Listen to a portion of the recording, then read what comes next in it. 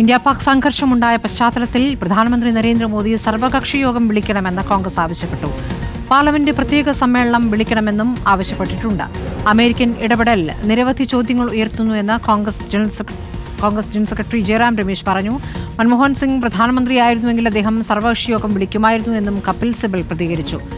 സജോ ദേവസ്യ വിവരങ്ങളുമായി. സജോ, ഇപ്പോൾ പാകിസ്ഥാനുമായുള്ള സംഘർഷത്തിൽ കൂടുതൽ വ്യക്തത വരണം, സർക്കാരിന്റെ നടപടികൾ എന്താണെന്ന് പ്രതിപക്ഷം കൂടി അറിയേണ്ടതുണ്ട് എന്ന് പലതവണ പ്രതിപക്ഷം പറഞ്ഞതാണ്. ഇപ്പോൾ ഒരു സർവകക്ഷി യോഗമാണ് ആവശ്യപ്പെടുന്നത്. പ്രത്യേകിച്ച് അമേരിക്കയുടെ പ്രതികരണം വന്ന പശ്ചാത്തലത്തിൽ, മാധ്യസ്ഥം വഹിച്ചു എന്നുള്ള അവരുടെ അവകാശവാദത്തിന്റെ പശ്ചാത്തലത്തിൽ എന്താണ് ഇപ്പോൾ കപിൽ സിബലും ജയറാം രമേശും പ്രതികരിച്ചിരിക്കുന്നത്? സ്മൃതി, ഇക്കാര്യത്തിൽ വളരെ ശ്രദ്ധേയമായൊരു പ്രതികരണമാണ് ജയറാം രമേശിന്റെ ഭാഗത്തു നിന്ന് ഉണ്ടായത്. അതായത് ഓപ്പറേഷൻ സിന്ദൂറിന്റെ പശ്ചാത്തലത്തിൽ ഏറ്റവും ഒടുവിൽ വെടിനിർത്തൽ ധാരണയായി. പക്ഷേ അക്കാര്യത്തിൽ ചില ചോദ്യങ്ങൾ ഉയർത്തുന്നതോടൊപ്പം തന്നെ സംയുക്ത പാർലമെന്റ് സമ്മേളനം വിളിക്കണം, ഒപ്പം സർവകക്ഷി യോഗവും വിളിക്കണം, പ്രധാനമന്ത്രി കാര്യങ്ങൾ വിശദീകരിക്കണം എന്നതാണ് ട്വീറ്റിലൂടെ ജയറാം രമേശ് ആവശ്യപ്പെടുന്നത്.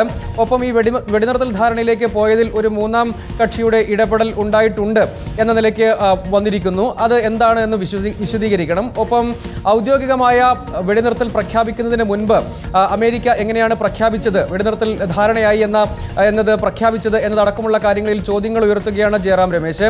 അതുകൊണ്ട് ഈ കാര്യങ്ങൾ വിശദീകരിക്കണം എന്നും, ഒപ്പം ഇതോടൊപ്പം തന്നെ 71 സിംല കരാർ അബാൻഡൻ ചെയ്തോ അല്ലെങ്കിൽ അത് ഉപേക്ഷിച്ചോ എന്നും ആ ഘട്ടത്തിൽ അമേരിക്കയോടക്കം സ്വീകരിച്ച നിലപാട്, സമാധാന കരാറിന്റെ കാര്യം, ഒപ്പം അന്ന് ഇന്ദിരാഗാന്ധിയുടെ കാലത്ത് വളരെ ധീരമായ നിലപാട് സ്വീകരിച്ചു എന്ന മട്ടിലുള്ള ഒരു ഓർമ്മപ്പെടുത്തൽ, അങ്ങനെയൊക്കെയുള്ള സൂചനകൾ നൽകിക്കൊണ്ടുള്ള ട്വീറ്റാണ് അത്. ഇന്ത്യ കക്ഷികൾ ഒപ്പം തന്നെ പ്രതിപക്ഷത്തെ വിവിധ കക്ഷികളുമൊക്കെ ഇനിയിപ്പോൾ എന്ത് നിലപാട് സ്വീകരിക്കും എന്നത് പ്രധാനപ്പെട്ടതാണ്. അതേസമയം രാഹുൽ ഗാന്ധിയോ മല്ലികാർജ്ജുൻ ഖാർഗെ അടക്കമുള്ള നേതാക്കൾ അതിൽ കൂടുതൽ പ്രതികരണത്തിലേക്കൊന്നും പോയിട്ടില്ല.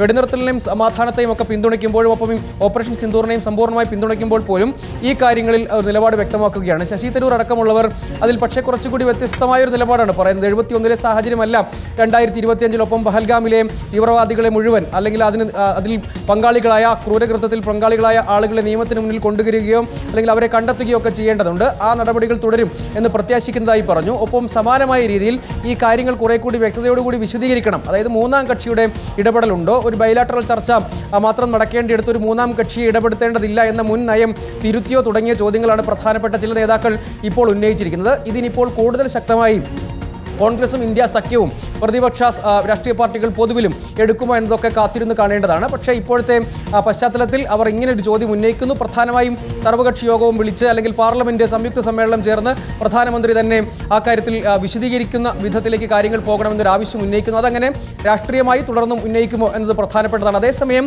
MEA നേരത്തെ, അതായത് വിദേശകാര്യ മന്ത്രാലയം നേരത്തെ വിശദീകരിച്ചത് ഇതിൽ ബാഹ്യ ഇടപെടലുകൾ ഒന്നുമില്ല, അതേസമയം നയതന്ത്ര ചർച്ചകൾ ഉണ്ടാകും, ബാഹ്യ ഇടപെടലുകൾ ഒന്നുമില്ല എന്ന് നേരത്തെ വ്യക്തമാക്കിയിരുന്നു. അത്തരം DGMO തലത്തിലുള്ള ചർച്ചകൾ തീരുമാനിച്ചിട്ടുണ്ട്, ബൈലാറ്ററൽ ചർച്ചയുണ്ട്. അതുകൊണ്ട് ബാഹ്യ ഇടപെടലില്ല എന്നാണ് ഔദ്യോഗിക നിലപാട്. പക്ഷേ രാഷ്ട്രീയ വിമർശനം ഈ നിലയ്ക്ക് ഉന്നയിക്കുകയാണ് ചില നേതാക്കൾ. സജോ ദേവസ്യാണ് വിവരങ്ങൾ നൽകിയത്.